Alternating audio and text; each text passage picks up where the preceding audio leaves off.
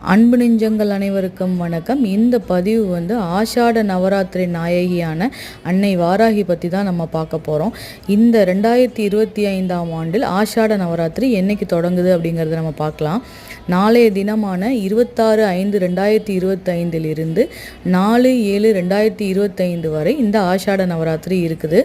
இந்த ஆஷாட நவராத்திரியில் அன்னையை உருவப்படமாகவோ இல்லை சிலையாகவோ இல்லைன்னா தீபத்தில் அம்மாவை அமர்த்தி நம்ம பார்க்கணுன்னு நினச்சி மனசார வேண்டுமானால் கண்டிப்பாக நினைத்த காரியங்கள் அனைத்தும் நடக்கும்.